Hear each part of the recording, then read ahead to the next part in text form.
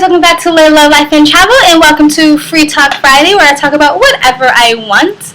And today's topic of conversation is what I wish I was told about sex growing up. Leave me now, you're too young, girl. If you're new here, welcome. Just to let you know, I usually do upload on a daily and upload my travel videos every Monday through Thursday and my free talk videos throughout the weekend. So if you're interested, please hit that subscribe button. You might have noticed that I have been absent, and that's because I have been sick. I've been having like migraine sickness. When the weather changes really quickly, I usually get a sinus headache, and that sinus headache can turn into a migraine, and a migraine can turn into migraine sickness where I'm in bed and nauseous and my body aches and it's horrible and it sucks. But I am back now, and just to make up for my absence, I'm probably going to upload a few videos in the next couple of days all together. So yeah, stay tuned. So what I wish I was told about sex growing up. So my mother, the one who beat the crap out of me, had a very short birds and the bees talk. I was like 15 years old, and she basically said, men are dogs, they lie to you all the time, and then wait till you're old enough to have sex.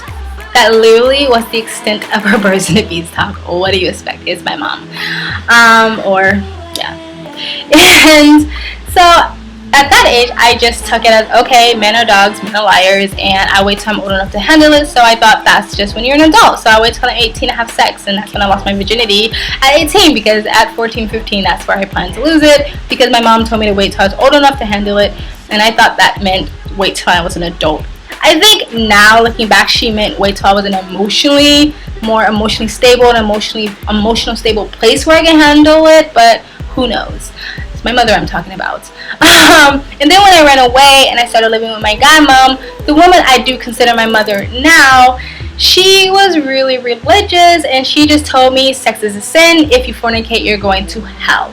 If you wait till your marriage, then God will give you the perfect husband, and all will be great, and you get the riches and glories of heaven, and la la la la la la. Just me, my sister's married now, and she did not get the perfect husband, and she waited till she was married. So I'm just saying, yeah. So that was it. That was the extent of any grown-ups ever talking to me about sex growing up. Other than that, I learned about sex through TV, through movies, through my peers, which, yeah, that's not the healthiest way either, right?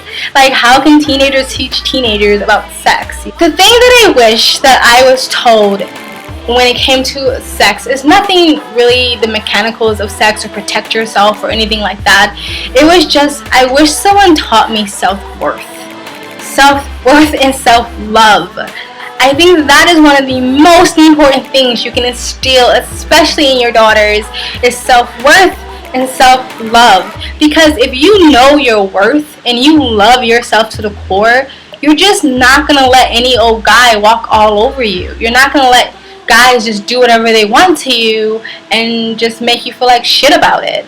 Like, that's the thing that was missing, and I really kind of frustrated that no one thought that that was important. Telling your kid that sex is a sin and you're gonna go to hell is not qualified as a sex talk or a birds and the bees talk. It's barely gonna keep anybody from having sex, and it's definitely not gonna tell them the ins and outs of sex and how to protect themselves, not just physically but emotionally. It protects your heart, you know. Like, I'm not a parent, so I can't pretend I know what it is to have kids. I mean, though I've been a child care worker for a while, I still have not had any kids of my own.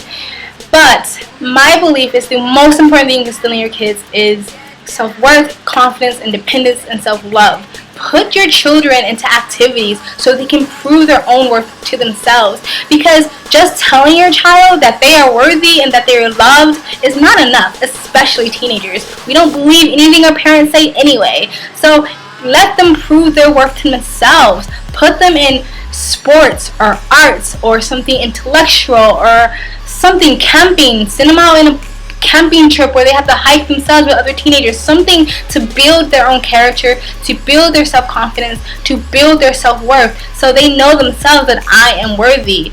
Like, you know, of course you do instill it in them as they are growing up, but you also have to give them the chance to prove it to themselves, and not just when they're teenagers. You start at a really, really young age, so they build that up into their teenagers, so they see them for themselves. And, you know, not to you know, maybe you can only control your child so much, really. And I don't actually believe in helicopter parenting. Again, I'm not a parent, so I can't say Like, I am a parent, but I don't think that's the best idea to constantly monitor everything your kid do. You have to give them a chance to make mistakes. You want them to make all the mistakes in your house before they leave, right? Don't chain them to the ankle and then when they get out and they're 18 and they go all crazy because now all of a sudden they have freedom.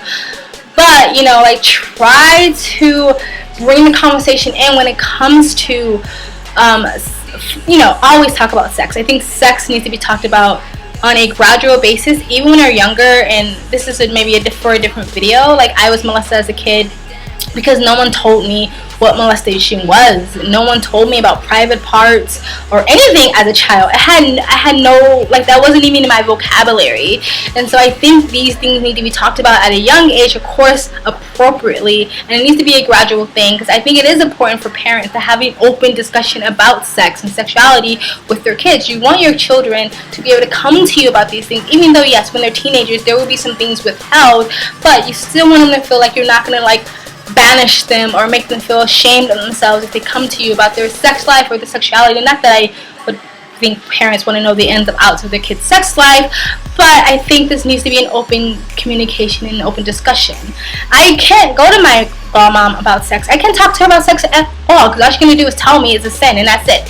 Nothing. There's no open communication, and I really wish I could talk to her about some things, or just about relationships. I can't even talk to her about relationships, because then she's just going to talk about sex and how sex is a sin, and it's just, it's aggravating, because there's always going to be a wall or a distance between us, because I can't openly, there's a part of my life that I can't share with her because of that reason.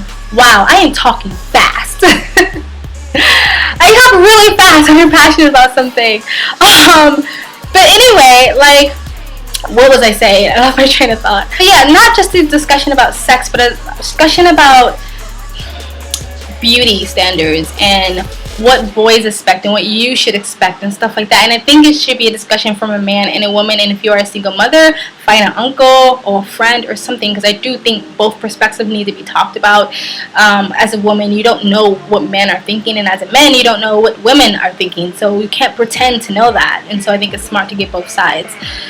But I mean, the moral of the story and what I'm really trying to get across here is, I think that above all things, of course, safety should be taught and stuff like that.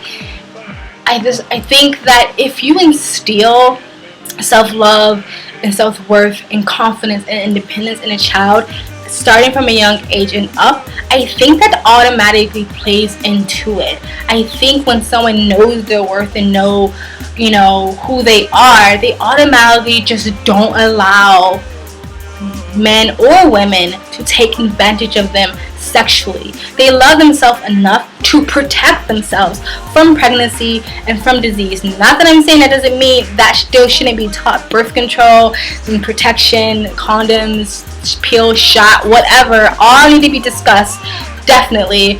But I feel like it kind of, if it's like you already given them the tools to combat or go into their sexual lives as young adults if you start at an early age instilling self-worth and confidence and love. Am I making any sense here? I hope I am. No, and I don't think that means you can't, as a woman, you can't be sex positive, which is basically being a sexual being, liking sex, loving sex, wanting sex. There's nothing wrong with that. That doesn't mean there's something wrong with you or dirty or anything like that. That's me, but it's because you're doing it because you're doing it for yourself. You're not doing it for other guys. When I was younger, I definitely I didn't know my self-worth, I didn't love myself, I didn't have confidence and stuff like that. And my sexual life when I was a young adult was I did it just for the guys. I did it because I felt like I had to do it. Like, this is what girls do. Like, if a guy buys you a drink, if a guy takes you on a date, if a guy says he likes you, if you want to get liked, if you want to be loved, if you want to be popular or whatever, you have sex with guys. That's just what you do. So I wasn't doing it for myself. I was doing it for the guys. As I grew older and started obtaining my own self-worth, my self-love, confidence, and independence, and just knowing who I am, I learned to say no, and I had boundaries. Just because you are sex positive and you enjoy sex or talking about sex and stuff like that doesn't mean you don't have boundaries, and it doesn't mean you don't have standards, because I definitely do. It just means you're doing it for yourself and not for anybody else. I mean, of course, if you're in a relationship, both of you are enjoying it. But anyway, the moral of the story is that's what I wish was taught to me. And I couldn't get that as a young age because, of course, I was in an extremely abusive household.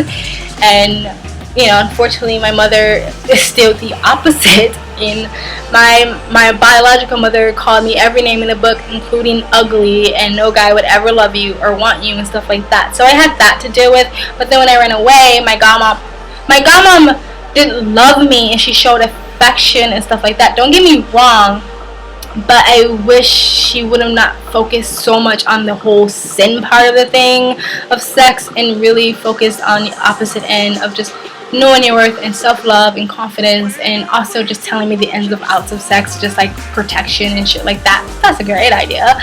Anyway, that's my free talk. I think I'm done. If you guys have any comments, please comment in the comment section below. What do you think? Have you had your sex talk with your kids? If you have children, if you've had the sex talk as a child and there's some things that you thought were missing from the conversation, or if you just have any comments on whatever I just said. What did I just say? Please put in the comment section below. If you like this video, please like it. If you want to continue to follow me on this beautiful game called life, please subscribe. And thank you guys from Live, Love, Life, and Travel.